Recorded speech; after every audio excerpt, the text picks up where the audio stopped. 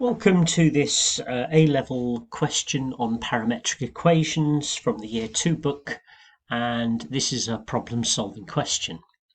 Now we have x and y given in terms of the parameter t, and this represents the position of a particle t seconds after its launch.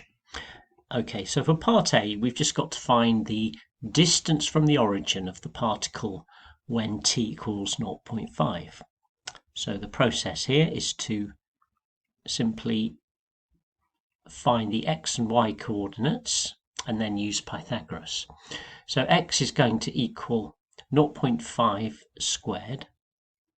Okay, I would show the full substitution here. Minus 3 times 0.5. Okay, and then plus 2. Divide all of that by t, which is 0.5, and that will give you the x coordinate after half a second, and that comes to 3 over 2, 1.5. Okay, and then we do for the y coordinate, that's obviously just going to be 1 because it's 2 times 0.5. Okay, so what I need to do now is just work out the distance. So the distance required is 1.5, so I'll put here distance, okay, equals the square root of 1.5 squared plus 1 squared. Okay, and I'll just put the square root around that.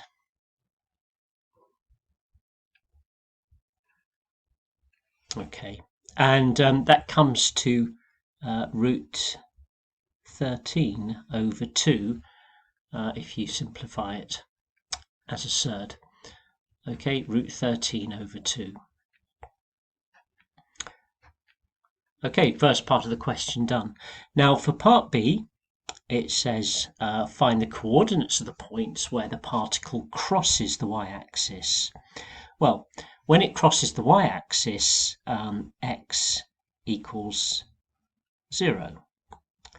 Okay, and for x to be 0, that implies that the numerator of that fraction must equal 0. Okay, so we just have to set t squared minus 3t plus 2 equal to 0. That factorizes to give us that t minus 1 or t minus 2 equals 0, and therefore t equals 1 or t equals 2. And in turn, y would simply be double those because y is 2t. So y equals 2 and y equals 4. So the points, because it asks specifically for the coordinates of the points, so the points are 0, 2 and 0, 4. Okay, so that's how I would answer that second question.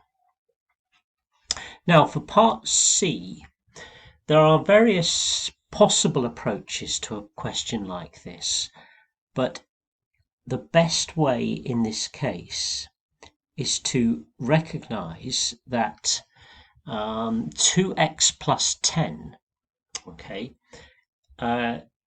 is the y coordinate. So if you take the straight line y equals 2x plus 10, then any point on the line has a coordinate xy, and we know that x and y can be expressed in terms of t. So what I would do is try and solve for t.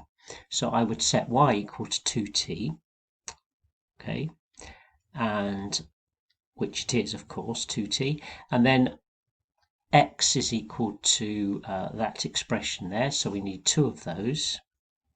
So I'm just going to write this out as 2t squared minus 6t plus 4, okay, over t,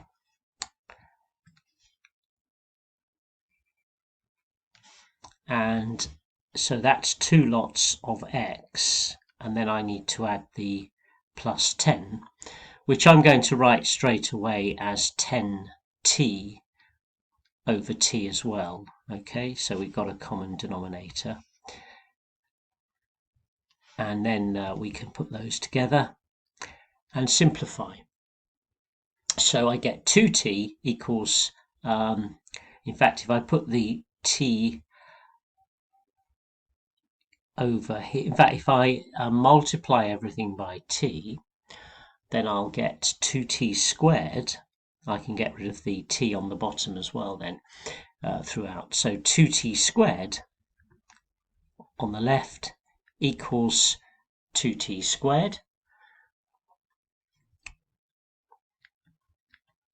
And then I'll have minus 6t plus 10t, which is plus 4t, and plus 4. Okay, which means that if we subtract 2t from both squared, we would have that 4t would equal minus 4, and t would equal minus 1. Now that might seem to suggest there is a solution. However, it's quite clear from the question that t has to be greater than 0. And when you think about what t represents, it's a time in seconds after the particle starts moving. So a negative time is irrelevant, or it has no meaning in this context. So, but I would say here, but t greater than, but t greater than 0, hence no solutions. Okay, or something to that effect. And that would answer part C of the question. Okay, I hope that was helpful.